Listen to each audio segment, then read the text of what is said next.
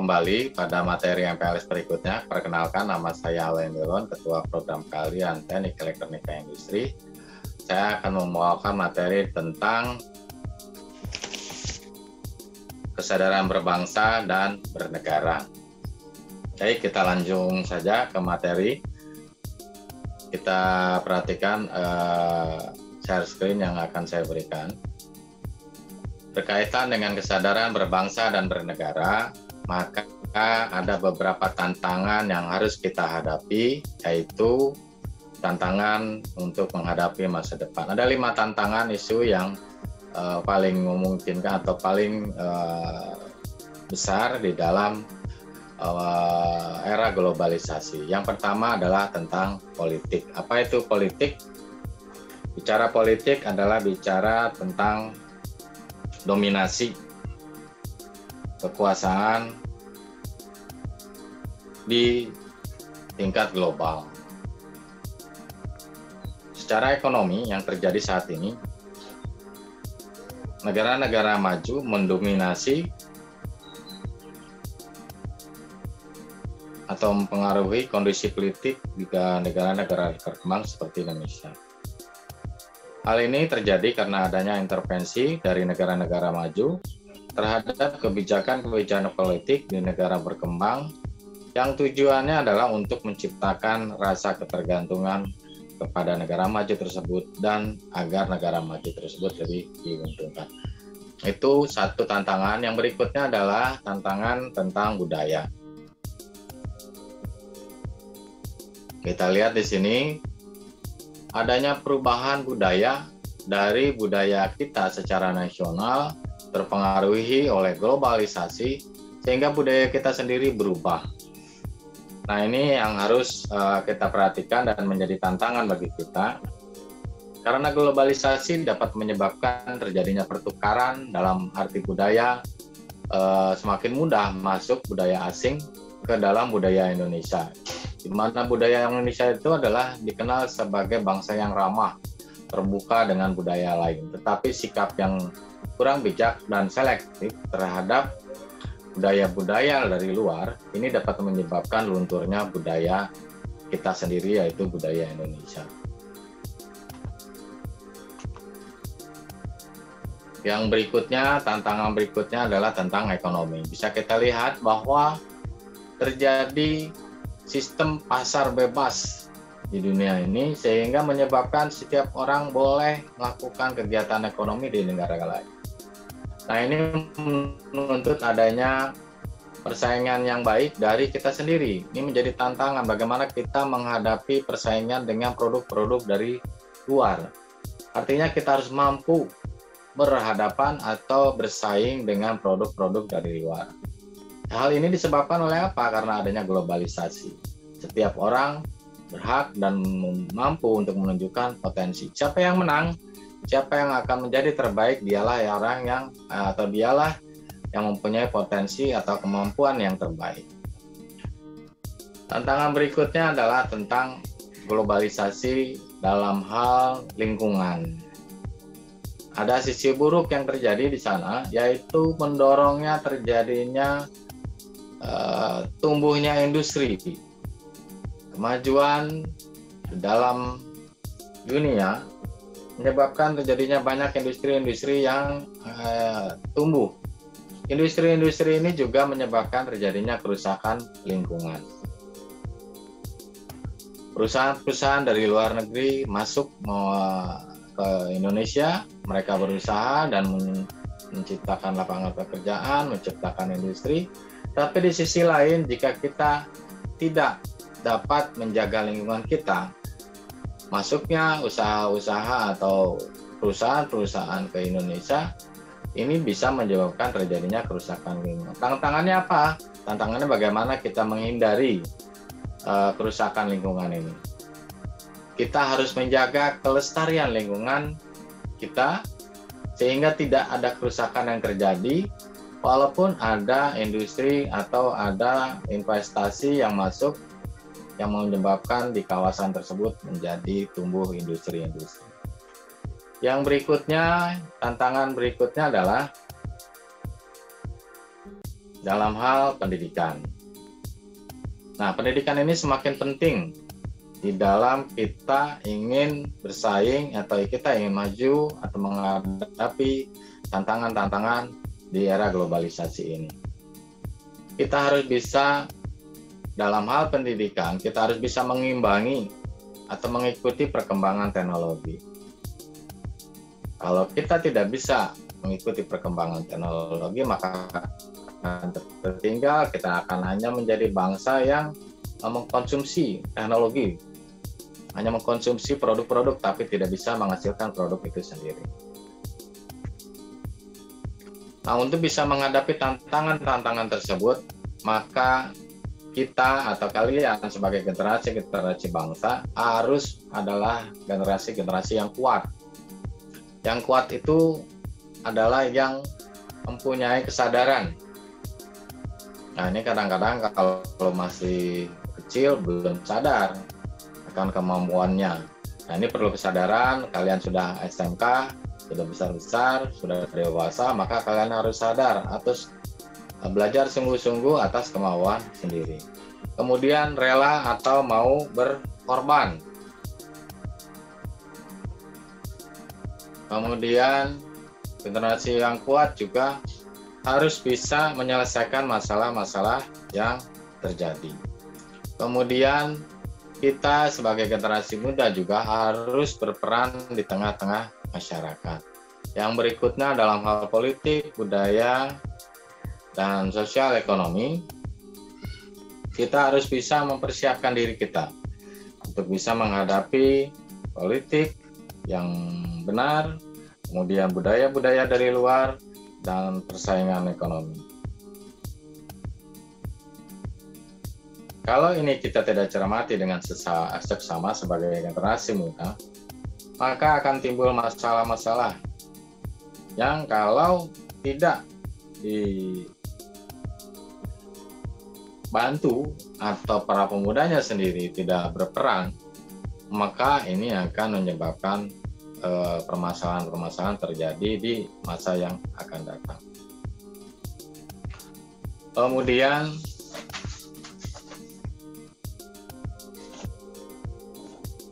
ini generasi yang kuat, ya.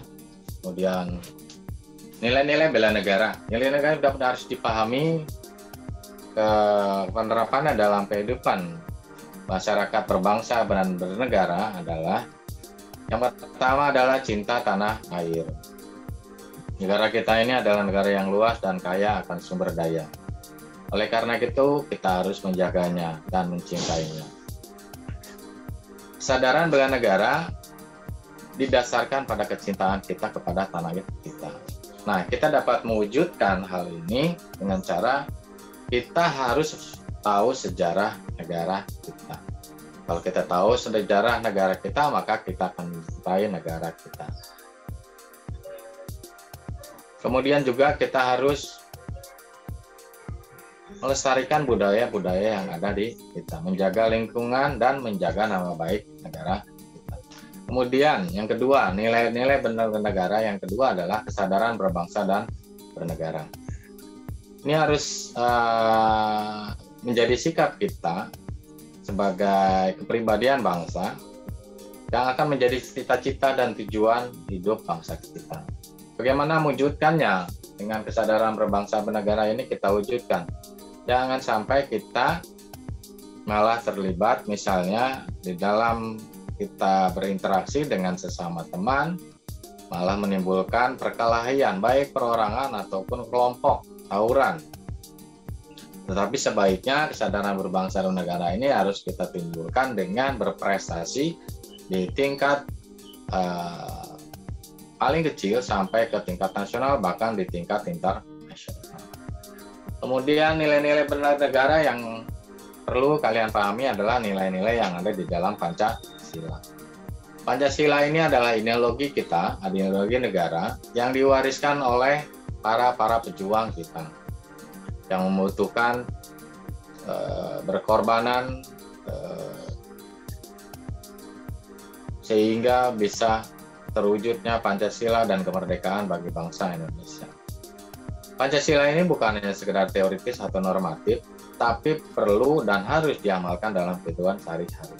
Pancasila ini adalah alat pemersatu sebagai alat pemersatu di tengah keberagaman yang ada di Indonesia. Karena Indonesia memiliki beragam budaya, agama, etnis, dan lain sebagainya. Dengan kita memegang teguh Pancasila, maka ancaman-ancaman, tantangan-tantangan, dan hambatan yang dihadapi oleh kita, oleh bangsa Indonesia, dapat dipecahkan atau dapat diselesaikan. Yang berikutnya adalah rela berkorban. Para pemuda di dalam wujud bela negaranya, tentu kita harus rela berkorban untuk bangsa dan negara. Contohnya, sebentar lagi akan diadakan SEA Games. Para atlet ini apakah sudah berkorban untuk bangsa? Ya, mereka adalah salah satu contoh yang dilakukan untuk bangsa dan negara. Mereka rela bekerja keras, berlatih, ya, dengan mengorbankan waktunya dan pekerjaannya untuk bisa menjadi seorang atlet yang terbaik. Nah, ini kita harus mendukung para atlet-atlet yang sedang berjuang untuk membawa nama bangsa. Yang berikutnya memiliki kemampuan bela negara. Bagaimana mewujudkan atau ya kita agar dapat memiliki kemampuan bela negara? Nah, untuk bisa mewujudkan ini, mudah saja dengan cara menjaga disiplin. Kita ulet, tidak mudah menyerah, dan selalu bekerja keras dalam menjalani profesi kita masing-masing. Sebagai siswa, yaitu profesinya belajar dengan sungguh-sungguh, kerja keras, tidak mudah menyerah, sehingga hasilnya akan mendapatkan prestasi yang baik. Kesadaran bela negara juga dapat diwujudkan dengan cara mengikuti kegiatan di lingkungan rumah kita masing-masing, misalnya ikut membantu keamanan lingkungan atau siskamling. Membantu jika ada bencana, kita membantu orang-orang yang terkena bencana. Kemudian juga kita menjaga kebersihan di sekitar rumah kita. Kemudian mencegah atau tidak menggunakan narkoba yang merupakan musuh terbesar bagi penerus bangsa. Kemudian mencegah terjadinya perkelahian antar golongan atau kelompok yang sering terjadi. Dan juga kita harus cinta produk dalam negeri dibandingkan produk luar negeri. Kemudian faktor-faktor yang mendukung terjadinya faktor apa sajakah yang mendukung terjadinya kesadaran berbangsa dan negara, yaitu dengan mengembalikan sosialisasi pendidikan kewarganegaraan di sekolah-sekolah dan juga sosialisasi di tengah masyarakat. Dalam sekolah kita mengenal yang disebutnya pendidikan kewarganegaraan. Nah, ini di dalam pendidikan kewarganegaraan ini ditanamkanlah prinsip-prinsip etnik, multikultural, kesadaran perbedaan satu dengan lain, sehingga menuju sikap toleran, yaitu menghargai dan menghormati perbedaan yang ada.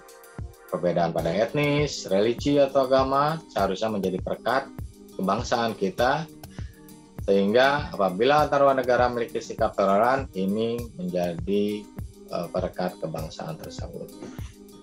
Yang berikutnya adalah kita bicara tentang nasionalisme. Apa itu nasionalisme? Nasionalisme adalah sikap mencintai bangsa dan negara sendiri. Nasionalisme bisa juga berakibat sempit, misalnya seperti ini. Kita mencintai bangsa sendiri secara berlebihan, sehingga menganggap bangsa orang lain rendah daripada bangsa Indonesia. Nah, ini juga tidak betul, nasionalisme yang salah. Contohnya misalnya Jerman pada masa Hitler mengakui hanya negaranya saja atau rasanya saja yang terbaik dari bangsa yang lain. Kemudian nasionalisme dalam artian luas, yaitu sikap mencintai bangsa negara sendiri dan menganggap bangsa-bangsa lain adalah sama derajatnya dengan bangsa sendiri. Kemudian ada 3 hal yang harus kita lakukan untuk membina nasionalisme Indonesia. Yang pertama, kita harus mengembangkan sikap persamaan di antara suku-suku bangsa. Nah, yang kedua, sikap toleransi. Yang ketiga, kita harus memiliki rasa senasib dan penanggungan di antara sesama bangsa Indonesia. Tapi di sisi lain ada juga yang harus kita hindari dalam rangka kita meningkatkan semangat dan nasionalisme kita. Misalnya yang pertama tentang sukuisme. Jangan menganggap suku bangsa sendiri paling baik, bangsa yang lain tidak baik. Nah, itu tidak boleh. Kemudian chauvinisme, yaitu menganggap bangsanya sendiri yang paling unggul, sedangkan bangsa yang lain itu tidak unggul. Nah, ini juga tidak boleh. Yang berikutnya adalah ekstremisme. Ekstremisme ini adalah semangat yang ingin mempertahankan pendiriannya, tetapi dengan cara apapun juga dilakukan, bahkan kalau perlu dengan kekerasan dan menggunakan senjata. Nah, ini tidak boleh. Yang berikutnya adalah yang harus kita hindari adalah sifat tentang provinsialisme. Jadi provinsialisme ini adalah sikap yang berkutat kepada provinsi atau daerahnya sendiri tanpa mau ikut memikirkan bangsa atau potensi provinsi daerah lain. Adik-adik semua, sikap patriotisme ini sudah dimulai sejak zaman kemerdekaan atau zaman penjajahan dahulu, di mana banyak pahlawan kita yang gugur dalam rangka mengusir penjajah, seperti Pangeran Hasanuddin, Pangeran Diponegoro dari Jawa Tengah, Cut Nyak dari Aceh, dan lain-lain sebagainya. Dan sikap patriotisme ini memuncak pada proklamasi kemerdekaan pada tahun 1945. Adik-adik semua, sikap patriotisme adalah sikap sudi berkorban atau rela berkorban segala-galanya, termasuk nyawa sekalipun, untuk mempertahankan dan menjaga negara Republik Indonesia. Oleh karena itu ada ciri-ciri patriotisme. Yang pertama, rela berkorban untuk kepentingan bangsa dan negara. Yang kedua, menempatkan persatuan dan kesatuan bangsa di atas kepentingan pribadi atau golongan. Sikap yang ketiga, ciri-cirinya adalah berjiwa pembaharu. Ya, yang keempat, tidak kenal menyerah dan putus asa dalam melakukan kegiatan patriotismenya, tentu saja. Lalu bagaimana kita mengimplementasikan atau menerapkannya dalam kehidupan sehari-hari? Yang pertama, dalam kehidupan keluarga.